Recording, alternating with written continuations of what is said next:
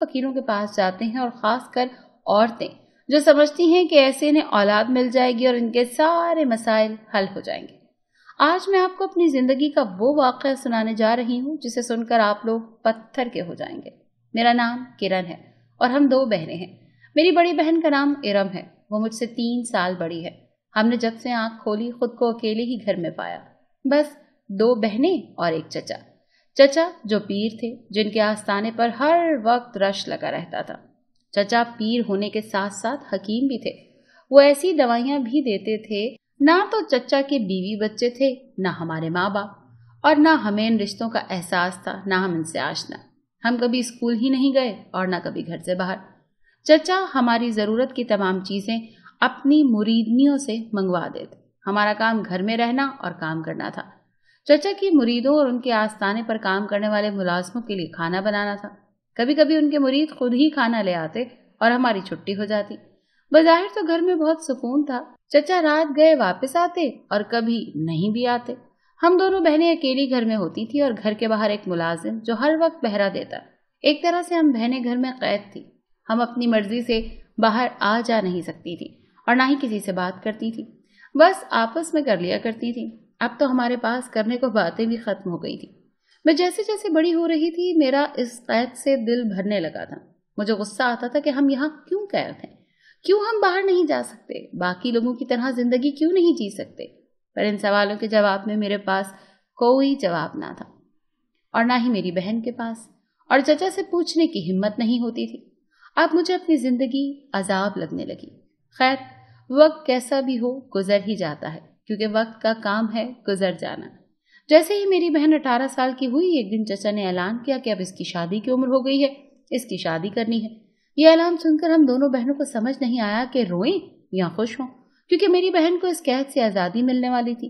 یقیناً وہ شادی کے بعد باہر کی دنیا دیکھ سکتی تھی، اور ساتھ ہی غم نے دونوں بہنوں کو اپنی لپیٹ میں لے لیا، کیونکہ ہم بچھڑنے والی تھی۔ کیا پتا چچا شادی کے بعد ہمیں ملنے بھی دیتے یا نہیں۔ میں رونے لگی تو بہن نے کہا کہ کرن چپ ہو جاؤ، رو مت، ہو سکتا ہے میری شادی کے بعد حالات بدل جائیں، میں خود تم سے ملنے آ جایا کروں گی۔ اس سے مجھے گلے لگا کر آنسو صاف کیے تھے، لیکن میں ڈر گئی تھی، کیونکہ اس کے جانے کے بعد میں بالکل اکیلی ہو جاتی۔ اور پھر وہ دن بھی آ ہی گیا جب بہن کو دیکھنے لڑکے والے آ گئے۔ صرف لڑکے کی ماں دیکھنے آئی تھی۔ یہ عورت چچا کی مریدنی تھی اور مجھے وہ حلیے سے ہی کوئی عجیب سی لگی تھی۔ اس نے منہ میں پان ٹھونس رکھا تھا اور میری بہن کو سر سے پاؤں تک گھور رہی تھی، جیسے ایکس رے کر رہی ہو۔ مجھے وہ بالکل بھی پسند نہیں آئی تھی اور میں نے دعا کی تھی کہ کاش یہ عورت میری بہن کی ساس نہ بنے، لیکن ساری دعائیں قبول ہو جائیں تو پھر غم کس بات کا۔ اسے میری بہن پسند آ گئی۔ چچا نے 15 دن بعد نکاح کی تاریخ رکھی، یعنی ہم دونوں بہنوں کے پاس صرف 15 دن تھے۔ اس کے بعد ہم بچھڑنے والی تھی۔ یہ سوچ کر ہی مجھے ہول اٹھتے تھے، لیکن پھر میں نے اپنی ساری توجہ اپنی بہن کی جانب مرکوز کر دی۔ میں اس کے لیے دن رات دعائیں کرتی، اور پھر وہ دن بھی آ ہی گیا جب اس کی شادی ہونی تھی۔ نکاح کے وقت دولہے کے علاوہ صرف ایک لڑکا اندر آیا، باقی سب عورتیں تھیں۔ میں نے محسوس کیا کہ وہ لڑکا مجھے ہی دیکھے جا رہا تھا۔ چچا نے بڑا سخت قسم کا پہرا لگایا ہوا تھا، میں کسی سے بات چیت نہ کروں۔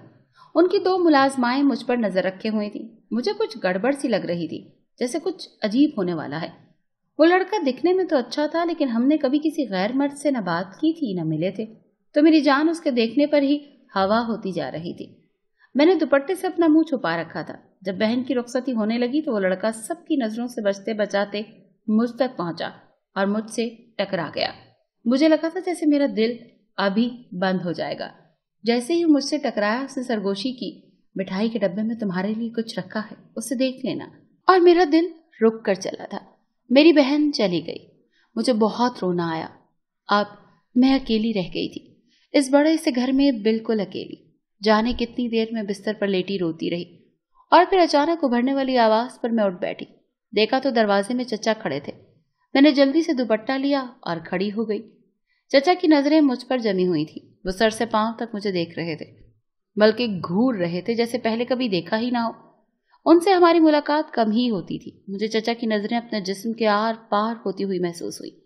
یہ ایسی نظر ہوتی ہے جسے عورت فوراً پہچان جاتی ہے، کیونکہ عورت کے جسم میں وہ سینسر لگے ہوتے ہیں جو نہ نظر آتے ہوئے اور سب کچھ بھانپ بھی لیتے ہیں۔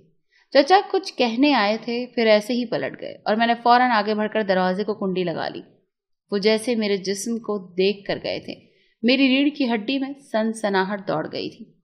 मैं अपनी बहन से कद काठ में लंबी थी और मेरी सेहत भी उससे ज्यादा अच्छी थी। मैं 3 साल छोटी थी पर उससे बड़ी लगती थी। मेरा दिल तेज तेज धड़क रहा था और फिर मुझे कुछ याद आया। वो लड़का और उसकी कही हुई बात। मैं एक बार तो घबरा गई कि कहीं चचा को पता न चल गया हो। फिर अगले ही लम्हे मैंने सारी मिठाई वाली टोकरियां फाड़ डाली और फिर एक टोकरी से मुझे मोबाइल मिला, छोटा सा मोबाइल। मैं जानती थी ये मोबाइल है क्योंकि चचा के पास भी होता था। मेरी आंखें खौफ से फट गईं। वो मेरे हाथ से छूटकर नीचे गिर गया। फिर मैंने हड़बड़ाहट में उसे उठाया। मेरे हाथ कांप रहे थे, समझ नहीं आ रहा था इसका क्या करूं। और फिर थोड़ी देर बाद वो थरथराने लगा। मैंने एक बटन दिया तो वो बंद हो गया। कुछ देर बाद फिर बेल हुई। मैंने दूसरा बटन दबाया तो अंदर से हेलो की आवाज आई। मैंने डरते डरते फोन कान से लगाया। कब से इंतजार कर रहा हूं कि तुम फोन उठाओ तो मैं बात करूं। ये उसी लड़के की आवाज थी। मुझे समझ ना आया कि क्या बात करूं। मैंने फोन बंद कर दिया और उसे छुपा दिया।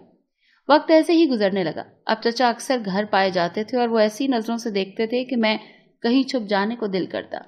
मेरी बहन दोबारा नहीं आई और ना ही मेरा उससे कोई राबता था और ना मैंने चचा से कोई बात की थी। मुझे उनसे बात करते ही खौफ आता था।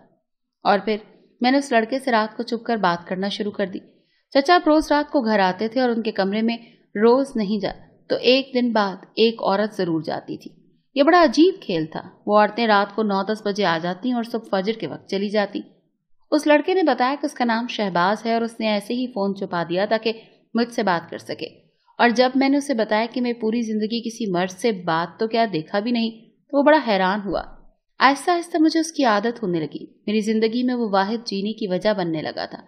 और फिर एक दिन मैं ऐसे ही सोई हुई थी। अजीब से एहसास से मेरी आंख खोली तो मैंने देखा चचा मेरे ऊपर झुके हुए हैं। मैं चीखती हुई उठ बैठी और दरवाजे की तरफ देखा जिसे मैंने अंदर से लॉक किया था। वो अंदर कैसे आए? चचा की नजरों में हवस ही हवस थी। मैंने पूछा कि आप यहाँ क्या कर रहे हैं? चचा ने कहा बस देखने आया हूं कि तुम सो गई हो या नहीं। मैंने दुपट्टा अपने गिर्द लपेट लिया। इस वक्त मेरा दिल कर रहा था चचा को गोली मार दूं। मैंने कहा मैं ठीक हूं, आप जाएं यहां से। वो मुझे अजीब नजरों से देखते हुए चले गए और फिर मैं रोने लग गई। यकीनन उनके पास कमरे की एक और चाबी थी। मैं समझ गई थी पीर के रूप में चचा एक हवस परस्त आदमी है, तभी हर रात को एक औरत उनके कमरे में जाती है। और मैंने मुलाजमा को बात करते सुना था कि चचा के साथ जो भी औरत एक रात गुजारती है वो हामला हो जाती थी। मुझे अब यकीन हो चुका था कि चचा की नीयत मुझ पर खराब है। और फिर अगले दिन एक लड़की आई जिसने नकाब कर रखा था और बुर्का पहन रखा था। मुलाजमा ने उसे एक कमरे में बिठा दिया क्योंकि चचा अभी बाहर गए हुए थे। मैंने उस लड़की की आंखों से उसे पहचान लिया। वो मेरी बहन थी और चचा से मिलने आई थी। पर क्यों? मुलाजमा जैसे ही वॉशरूम गई मैं उस तक पहुंची। मुझे देखते ही उसने गले लगा लिया और कहा कि 1 साल गुजर गया लेकिन औलाद नहीं हुई, इसी सिलसिले में मिलने आई हूं। चचा को नहीं पता मैं कौन हूं। मेरी रूह कांप उठी। मैं उसे सच बताना चाहती थी पर तभी मुझे दरवाजे पर दस्तक होती हुई महसूस हुई और मैं भाग गई। मेरी वो सारी रात कांटों पर गुजरी। वो चचा के कमरे में थी। मैं जानती थी वो उसके साथ क्या कर रहे थे।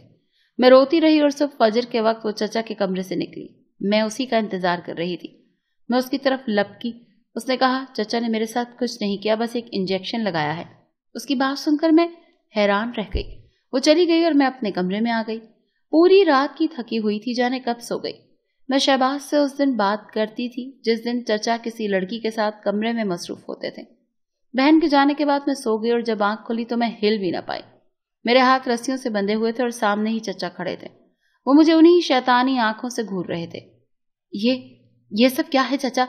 मैंने अपने बंधे हाथ देखकर पूछा क्योंकि मेरा दुपट्टा भी जिस्म से अलग था। मेरी बात सुनकर चचा ने कहा कि पहली बात मैं तुम्हारा चचा नहीं हूं। दूसरी बात मैंने सारी जिंदगी किसी औरत को हाथ नहीं लगाया, सिर्फ इसी वजह से कि मैं अपने चिल्लों और वजीफों से वो ताकतें हासिल कर सकूं जिससे मैं दुनिया को अपना गुलाम बना सकूं। लेकिन तुम जब से तुम्हारी बहन की शादी हुई है तब से तुमने मेरे अंदर आग लगा रखी है। अब और मुझसे इंतजार नहीं होता। ये कहकर वो मेरी जानिब बढ़े। मैं उनकी बातें सुनकर सकते में आ गई। कैसा शख्स था वो जिसने सबके सामने अच्छाई का लिबादा ओढ़ रखा था और हकीकत में वो एक शैतान था। मैं बहुत चीखी चिल्लाई, बहुत मिन्नतें की, लेकिन सब बेसूर। मैं अपना सब कुछ हार गई थी। मेरा फोन बजता रहा पर मैं बेबस थी। اور پھر اس نے مجھے ایسے ہی قید رکھا۔ وہ مجھے رسیوں سے باندھ کر رکھتا تھا، کوئی میری خبر کو نہ آیا، میری بہن بھی نہیں۔ اور پھر ایک دن کمرے کا دروازہ کھلا، میں اس وقت بالکل مرنے کے قریب تھی۔ میری بندھی ہوئی آنکھوں نے اس لڑکے کا چہرہ دیکھا جس سے میں محبت کرنے لگی تھی۔ جب آنکھ کھلی تو ہسپتال میں تھی، وہ میرے پاس بیٹھا تھا۔ اسے دیکھتے ہی میں رونے لگی اور اتنا روئی، اتنی چیخیں ماری کہ سب کے دل دہل گئے۔ چچا کو گرفتار کر لیا گیا تھا۔ اس نے میری بہن کو پہچان لیا تھا اور اسے جان بوجھ کر ایسا انجیکشن لگایا تھا جس سے اس کی 24 گھنٹوں کے اندر موت ہو گئی تھی۔ وہ چاہتا تھا اس کا راز اس تک رہے۔ پھر بعد میں مجھے پتا چلا کہ وہ میری بہن بھی نہیں تھی۔ مجھے اس آدمی نے اغوا کیا تھا اور بہن کو گود لیا تھا۔ شہباز کو میں نے چچا کے بارے میں پہلے ہی سب کچھ بتا رکھا تھا۔ اس نے اپنے طور پر ثبوت اکٹھے کیے۔ وہ ایک رپورٹر تھا۔ پھر اس نے چچا کا پردہ فاش کیا، پر وہ مجھ تک دیر میں پہنچا۔ میرے اس نقلی چچا پر کیس چلا، میں نے گواہی دی اور اسے پھانسی کی سزا ہوئی۔ اس نے ایسے بہت سے جرم کر رکھے تھے اور پھر بھیس بدل کر وہ پیر بن گیا تھا۔ انہیں اپنے کیے کی سزا مل گئی تھی اور میں تو جیسے زندہ لاش بن گئی تھی۔ میں اب شہباز کے قابل بھی نہیں رہی تھی۔ وہ روز میرے پاس آتا اور مجھ سے معافی مانگتا کہ یہ سب میری وجہ سے ہوا ہے۔ میں نے آنے میں دیر کی۔ وہ مجھ سے شادی کرنا چاہتا تھا پر میں نہیں۔ میں اس کی زندگی خراب نہیں کرنا چاہتی تھی، پر وہ کہتا تھا تم میرے لیے آج بھی ویسی ہی ہو۔ میرے ساتھ جو بھی ہوا وہ پورے ملک کو پتہ چل چکا تھا۔ میں نے اپنی اور اپنی بہن جیسی لڑکیوں کو چچا جیسے شیطانوں سے بچانے کے لیے NGO جوائن کر لی اور ایسے لوگوں کا صفایا کرنے لگی۔ 5 سال گزر گئے۔ اب میں ملک کی ایک جانی مانی ہستی تھی۔ شہباز آج بھی میرے انتظار میں تھا اور پھر میں نے اپنی بہن کو خواب میں دیکھا۔ وہ مجھے کہہ رہی تھی خود کو اور شہباز کو سزا مت دو۔ بالآخر میں نے شہباز سے شادی کر ہی لی اور آج میں اپنے گھر میں بہت خوش ہوں اور آج بھی ایسے مردوں کا پول کھولنے میں مصروف ہوں جو انسان کے روپ میں شیطان ہوتے ہیں۔